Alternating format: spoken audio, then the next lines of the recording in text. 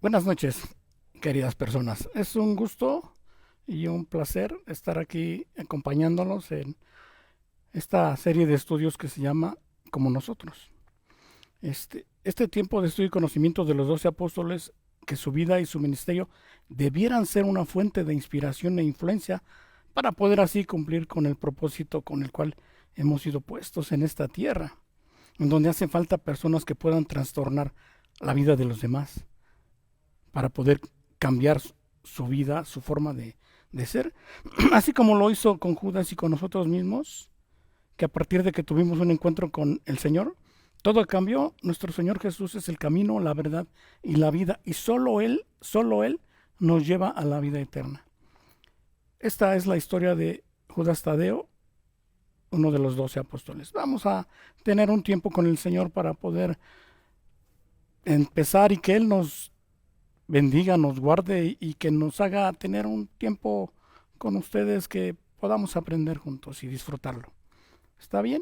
Señor, te damos muchas gracias. Permítenos que pues tu palabra se haga carne en nuestra vida y podamos ponerla por obra siempre. Que seamos oidores atentos y hacedores de pues lo que aprendemos, Señor, porque pues tú ya nos hablaste primero a nosotros y queremos extender lo que has puesto en nuestro corazón. Permítenos hacerlo claramente y que pues tu gloria sea siempre evidenciada en nuestras vidas a través de tu palabra. Te damos gracias en nombre de Jesús. Amén. Bueno, bien, daremos unos datos de este personaje del cual se habla escuetamente y pocos datos habla de su vida y su ministerio. Se cree que era agricultor, hermano de Santiago el Menor, del cual habló Genarito el miércoles pasado. Judas Tadeo, según el Nuevo Testamento, uno de los 12 apóstoles. Su nombre en hebreo, Yehudá, que significa alabanza sean dadas a Dios. También Tadeo, que quiere decir valiente. Y también en alguna parte de las escrituras, algunos de los que escribieron los evangelios le dicen Leveo, que quiere decir hombre de corazón tierno.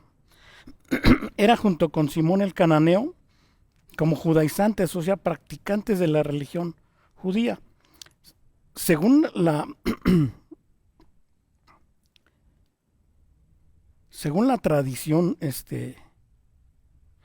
según el Nuevo Testamento, uno de los 2 apóstoles, bueno, esto ya se lo dije, según la tradición y la Iglesia Católica, Judas Tadeo es representado con una flama en la cabeza, símbolo del Espíritu Santo, y un pergamino muestra de haber escrito uno de los libros del Nuevo Testamento y una imagen de su Señor sobre el pecho del Señor Jesucristo. En los evangelios los escritores lo ubican más como Tadeo o Eleveo por no mencionar el nombre del Iscariote. Es el autor de una pregunta que le hizo en el Evangelio de Juan a Jesucristo mismo. Y esto está en Juan 14:22. Le dijo Judas, no el Iscariote, Señor, ¿cómo es que te manifestarás a nosotros y no al mundo? Y miren, acompáñenme a leer este pasaje, está en Juan 14, del 15 al 31, y el pasaje tiene como título La promesa del Espíritu Santo. Y dice, está hablando Jesús, si me aman, guarden mis mandamientos. Yo rogaré al Padre y Él les dará otro consolador para que esté con ustedes para siempre, el Espíritu de verdad al cual el mundo no puede recibir porque no le ve ni le conoce, pero ustedes le conocen porque mora con ustedes y estará con ustedes. No los dejaré huérfanos, vendré a ustedes. Todavía un poco y el mundo no me verá más, pero ustedes me verán porque yo vivo, ustedes también vivirán. En aquel día conocerán que yo estoy con mi Padre y ustedes en mí y yo en ustedes. El que tiene mis mandamientos y los guarda, ese es el que me ama. Y el que me ama será amado por mi Padre, y yo le amaré y me manifestaré a él. Y aquí está la pregunta, le dijo Judas, no el Iscariote, Señor, ¿cómo es que te manifestarás a nosotros y no al mundo? Respondió Jesús otra vez, el que me ama, mi palabra guardará, y mi Padre le amará y vendremos a él y haremos morada con él. El que no me ama no guarda mis palabras, y la palabra que han oído no es mía, sino del Padre que me envió. Les he dicho estas cosas estando con ustedes, mas el Consolador, el Espíritu Santo, a quien el Padre enviará en mi nombre, Él les enseñará todas las cosas y les recordará todo lo que les he dicho. La paz les dejo, mi paz les doy. Yo no se las doy como el mundo la da. No se turbe su corazón, ni tenga miedo. Han oído lo que les he dicho. Voy y vengo a ustedes. Si me aman, se habrían regocijado porque he dicho que voy al Padre, porque el Padre mayor es que yo. Y ahora que se los he dicho antes que suceda para que cuando suceda, crean. No hablaré ya mucho con ustedes porque viene el príncipe de este mundo y él nada tiene en mí. Mas para que el mundo conozca que amo al Padre y como el Padre me mandó, así hago. Levántense y vámonos de aquí. Bueno, esta escritura, cuando yo la leí, que es creo que la única porción en donde habla Judas Tadeo, esta pregunta que le hace al Señor Jesucristo, pues dice, otra vez la vamos a leer, dice, Señor, ¿cómo es que te manifestarás a nosotros y no al mundo? Y la respuesta que le da Jesucristo, o sea, cuando yo lo leí esto, pues sí me rebota en mi cerebro, en mi corazón. Dice el Señor Jesucristo, en aquel día ustedes conocerán que yo estoy en mi Padre, y ustedes en mí, y yo en ustedes. Y yo dije, ¿en cuál día? Y miren, vamos a leer el capítulo 21 de Juan, que dice, Jesús se aparece a 7 de sus discípulos. Después de esto, Jesús se manifestó otra vez a sus discípulos junto al mar de Tiberias, y se manifestó de esta manera. Estaban juntos Simón Pedro, Tomás llamado el Dídimo, Natanael, el de Caná de Galilea, los hijos de Zebedeo y otros 2 de sus discípulos. Supongo que ahí estaba Judas Tadeo. Simón Pedro les dijo, voy a pescar. Ellos le dijeron, vamos nosotros también contigo. Fueron y entraron en una barca y aquella noche no pescaron nada. Cuando ya iba amaneciendo se presentó Jesús en la playa, mas los discípulos no sabían que era Jesús. Y les dijo, hijitos, ¿tienen algo de comer? Le respondió, no. Él les dijo, echen la red a la derecha de la barca y hallarán. Entonces la echaron y ya no la podían sacar por la gran cantidad de peces. Entonces aquel discípulo a quien Jesús amaba dijo a Pedro, es el Señor. Simón Pedro, cuando yo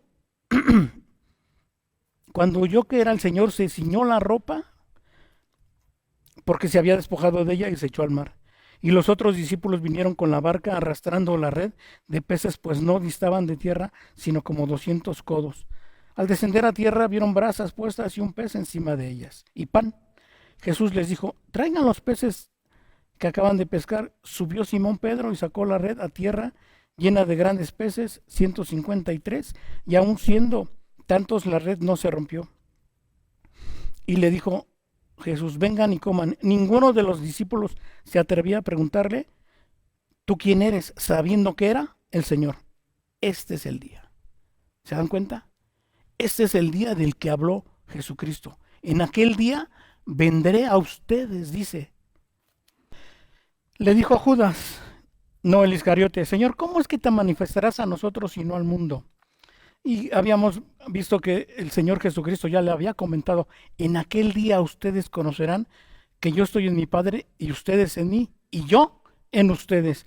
Y les comentaba a ustedes que pues este texto me rebota en mi mente, en mi corazón, en mi espíritu, porque este día todos de alguna manera lo hemos tenido cuando Dios, Jesucristo mismo se reveló a nuestro espíritu, a nuestro entendimiento, a nuestro corazón. ¿Qué creen? Ya no fuimos los mismos. Dios mismo revelado en su palabra, en su verdad, en su amor, en su sacrificio a nosotros. Por eso, desde que lo conocimos, dijimos o tuvimos la certeza de saber a dónde íbamos. Cuando conocimos el camino, la verdad y la vida, nuestro futuro y nuestra vida está asegurado. ¿Qué es destino? Cuando destino es el punto de llegada a la meta. Cuando tú conoces a Jesús, Él se posiciona y te da como primer mensaje la seguridad de la vida eterna. Ese es tu destino. Ese es a donde estás seguro cuando lo conoces, que ahí llegarás. Y vean, Mateo 19:29 dice, cualquiera que haya dejado casas o hermanos o hermanas o padre o madre o mujer o hijos o tierras por mi nombre, recibirá 100 veces más y heredará la vida eterna. Juan 3:16, pues todos lo conocemos, porque de tal manera amó Dios al mundo que ha dado a su Hijo unigénito para que todo aquel que en él cree no se pierda, mas tenga vida eterna. Juan 3:36 dice, el que cree en el Hijo tiene vida eterna, pero el que rehúsa creer en el Hijo no verá la vida, sino que la ira de Dios está sobre él. Juan 4:14 dice, mas el que bebiere del agua que yo le daré, no tendrá sed jamás, sino que el agua que yo le daré será en él una fuente de agua que salte para vida eterna. Todo esto, cuando tú lo conoces, tu destino está asegurado. Sabes en tu espíritu, en tu corazón, en tu mente, a dónde vas a llegar. Ese es tu destino. Juan 5:24 dice, de cierto les digo, el que oye mi palabra y crea al que me envió tiene vida eterna y no vendrá a condenación, mas ha pasado de muerte a vida eterna. Imaginen a Judas Tadeo teniendo un encuentro con Jesús en el mar de Tiberíades, revelado a su corazón, a su espíritu, y entonces, cuando esto sucedió, le dio una identidad. Le dio la seguridad de que era el Hijo de Dios el que se había revelado a su vida. ¿Qué es identidad? Es sentido de pertenencia, es cualidad de idéntico, igualdad, semejanza, equivalencia, similitud, coincidencia, exactitud, parecido, unidad, afinidad. Juan 17:6-13 dice, aquí es donde podemos ver que Dios, Jesucristo mismo, nos da una identidad de ser hechos hijos de Dios. Dice Juan 17, del 6-13, he manifestado tu nombre a los hombres del mundo que me diste, tuyos eran y me los dice, y han guardado tu palabra, y ahora han conocido que todas las cosas que me has dado proceden de ti, porque las palabras que me diste les he dado a ellos, y ellos las recibieron, y han conocido verdaderamente que salí de ti, y han creído que tú me enviaste. Yo ruego por ellos, no ruego por el mundo, sino por los que me diste, porque tuyos son, y todo lo mío es tuyo, y lo tuyo mío, y he sido glorificado en ellos. Y ya no estoy en el mundo, mas estos están en el mundo, yo voy a ti, Padre Santo. A los que me has dado, guárdalos en tu nombre para que sean uno, así como nosotros. Cuando estaba con ellos en el mundo, yo los guardaba en tu nombre. A los que me diste, yo los guardé y ninguno de ellos se perdió, sino el hijo de perdición, para que la escritura se cumpliese. Pero ahora voy a ti y hablo esto en el mundo para que tengan mi gozo cumplido en sí mismos. ¿Se dan cuenta? Cuando tuvieron este encuentro con Jesucristo en el mar de Tiberias, les dio la identidad de ser un cuerpo, de ser sus discípulos. Les dio identidad, les dio destino, los hizo una comunidad. Identidad de hijos de Dios, sabiendo que su destino estaba seguro en Jesucristo y que ahora pertenecían a un grupo selecto de trabajadores del reino con un propósito. Conoces tu destino, pero dentro de tu destino Dios tiene un propósito que tú tienes que cumplir. ¿Y qué es un propósito? Es un objetivo que se pretende conseguir, un trabajo por realizar, un llamado específico para desarrollar sobre cualquier obstáculo. Cuando Jesús mismo se le reveló en aquel día a los discípulos, supieron qué tenían que hacer y su vida se puso en obra, en el trabajo. Fíjense lo que dice Juan 17:3, y esta es la vida eterna, este es el propósito, que te conozcan a ti, el único Dios verdadero, y a Jesucristo a quien has enviado. Y el propósito, ¿sabes qué? Cuando tú lo conoces, ya sabes tu destino, ya lo conoces tu destino, ya sabes a dónde vas a llegar. Pero cuando conoces el propósito por el cual Dios te ha llamado, te llenas de gozo, te llenas de una esperanza por ayudar y compartir lo que Dios te ha dado en tu corazón y extenderlo a todos los que te rodean. Y cobra sentido el pasaje que dice Isaías 41, 8 al 10. Dice, pero tú, Israel, siervo mío, eres tú, Jacob, a quien yo escogí, descendencia de Abraham, mi amigo, porque te tomé de los confines de la tierra y de tierras lejanas, te llamé y te dije, mi siervo eres tú, te escogí y no te deseché, no temas porque yo estoy contigo, no desmayes porque yo soy tu Dios que te esfuerzo, siempre te ayudaré y siempre te sustentaré con la diestra de mi justicia. Oh, cuando tienes el llamado y Dios te da una visión. Fíjate lo que quiere decir visión: vista, percepción, observación, contemplación, visualización.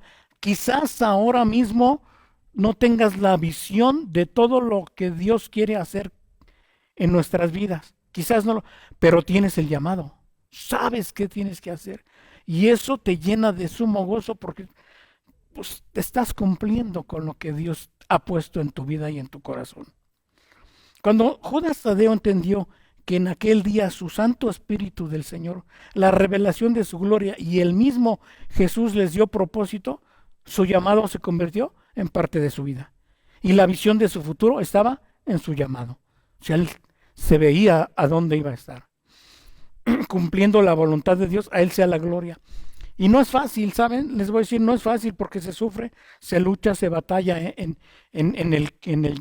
el llamado para el propósito que Dios ya puso en ti. Se sufre, se batalla, somos criticados, somos juzgados y sabes que tienes que conservar un testimonio y una vida íntegra delante de Dios para que cumplas el llamado y seas creíble. Seas una persona que las gentes que te escuchen te crean, porque dicen, ¿sabes? Yo sé lo que tú has sufrido. Yo sé lo que Dios ha puesto en tu vida. Y mira, dice aquí en Marcos 16, que es la gran comisión, dice en Marcos 16, 14 al 18, dice, Jesús comisiona a los apóstoles. Finalmente se apareció a los 11 mismos, estando ellos sentados a la mesa y les reprochó su incredulidad y dureza de corazón cuando lo habían visto, que no sabían quién era y no se atrevieron a preguntarle, porque no habían creído a los que le habían visto resucitado. Y les dijo, vayan por todo el mundo. Este es el propósito. El llamado es para esos, para que cumplan una misión. Y este es el propósito. Dijo, vayan por todo el mundo y prediquen el evangelio a toda criatura. El que creyere y fuere bautizado será salvo, mas el que no creyere será condenado. Y estas señales seguirán a los que creen. En mi nombre, ustedes, los que han recibido el llamado, los que tienen la visión, echarán fuera demonios, hablarán nuevas lenguas, tomarán en las manos serpientes y si bebieren cosa mortífera, no les hará daño. Sobre los enfermos podrán sus manos y sanarán. Este es el llamado, que Jesús con su muerte, su sacrificio, nos ha dado la tarea de hacer la voluntad del Padre. Como dice Gálatas 2:20, del 18 al 20 dice, porque si las cosas que destruí, las mismas vuelvo a edificar, transgresor me hago. Porque yo por la ley soy muerto para la ley a fin de vivir para Dios. Con Cristo estoy juntamente crucificado. Y ya no vivo yo, mas Cristo vive en mí.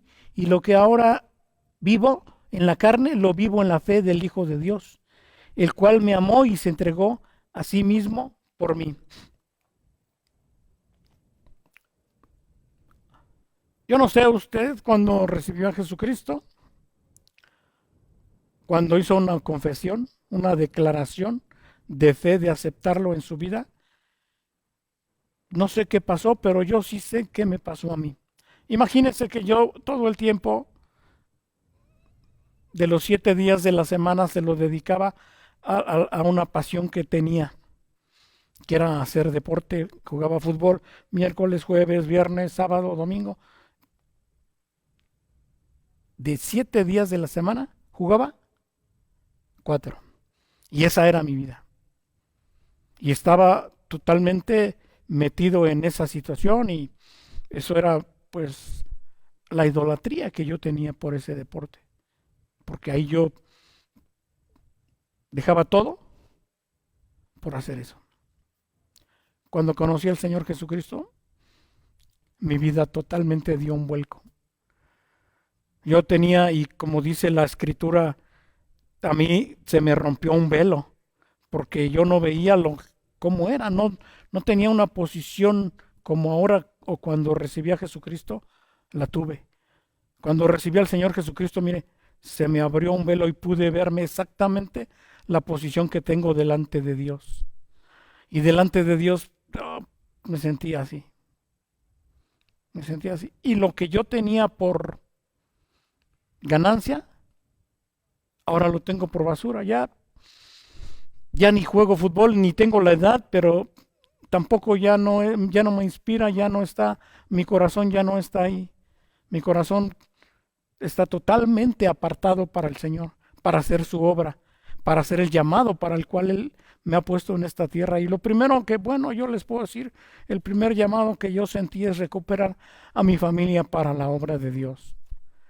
Recuperar a mi familia, tener un encuentro con mis seres queridos a los que había yo ofendido y saben, pues me puse a cuentas con ellos y tuve una reconciliación para poder vivir y para entonces ser creíble y estar libre totalmente de que alguien me señalara con la mano de que esto y esto le he hecho y no tuve una reconciliación o un perdón.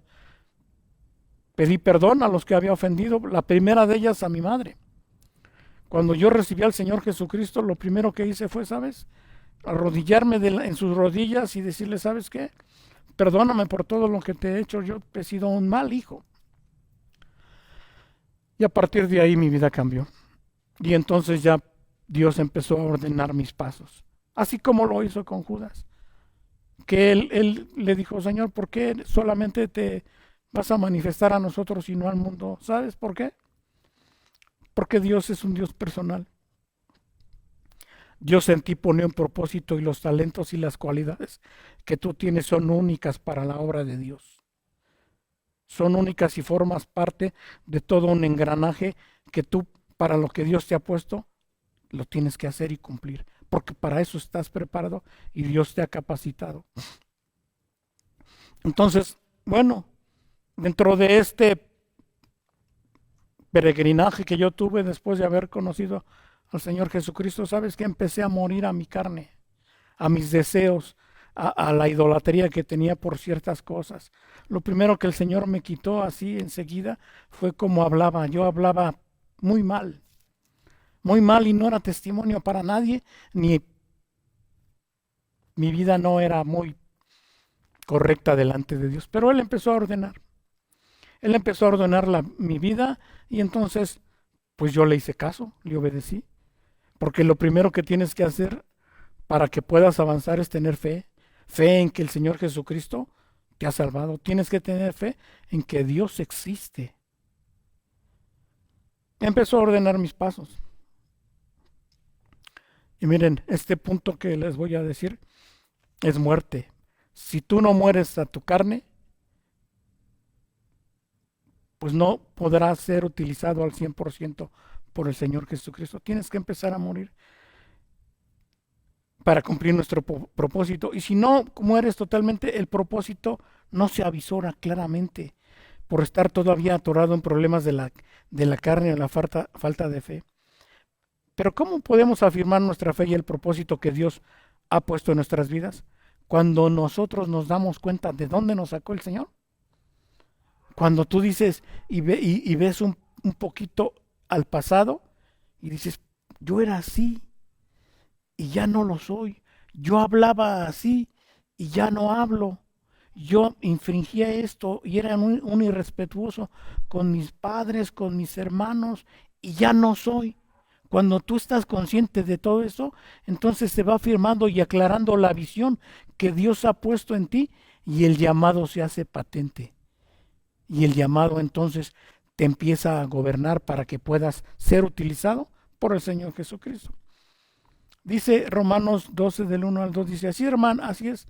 Así que hermanos, les ruego por las misericordias de Dios que presenten sus cuerpos en sacrificio vivo, santo, agradable a Dios, que es su culto racional. No se conformen a este ciclo, sino transfórmense por medio de la renovación de nuestro entendimiento, para que comprueben cuál es la buena voluntad de Dios, agradable y perfecta. La renovación de nuestro entendimiento es validar y razonar que debemos dejar atrás lo que nos tenía cautivos y seguir adelantando hacia la perfecta voluntad de Dios, que es buena, agradable y perfecta. Y miren, como colofón diremos que Judas Tadeo murió cumpliendo la voluntad del Señor, que lo salvó y que dio su vida por él. Existe una pasión, un libro de origen latino llamado Hechos de Simón y Judas, que Lipsius, un escritor, atribuye al siglo IV o V. En ella se narran los milagros, conversiones y martirios de estos dos apóstoles. Se encuentran en la denominada colección de Abdías. El relato, todo esto no está en la Biblia, todo esto es histórico. Los historiadores se encargaron de indagar de la vida de Judas Tadeo. El relato se sitúa en Persia y Babilonia. Según el relato, después de predicar y obrar milagros, convirtieron al cristianismo al rey Acab de Babilonia. Luego su tránsito por Persia habría sido más tortuoso y difícil. En su peregrinaje junto con Simón el cananeo, recorrieron todo el territorio predicando, convirtiendo y bautizando a sus habitantes. Al entrar a la ciudad de Suamir, habían sido sorprendidos por dos hechiceros paganos llamados Saroes y Arfaxat, que les obligaron a adorar a sus dioses. Al negarse a adorar a sus dioses, ambos fueron sentenciados a muerte. Según la tradición y la historia, a Simón el cananeo lo martirizaron aserrándolo por medio, seccionándolo con un hacha, y a Judas Tadeo lo habrían aplastado la cabeza con una maza y se la habrían seccionado con una hacha o un shamshir. Un shamshir es una hacha que tiene un mango largo y en la punta está la forma de la hacha. De ahí que se le representa con alguno de estos instrumentos de muerte en la mano. Las representaciones que podemos ver de Judas es con eso, de Judas Tadeo, con un shamshir y con un pergamino, una flama en su cabeza y en la imagen del Señor Jesucristo en su pecho.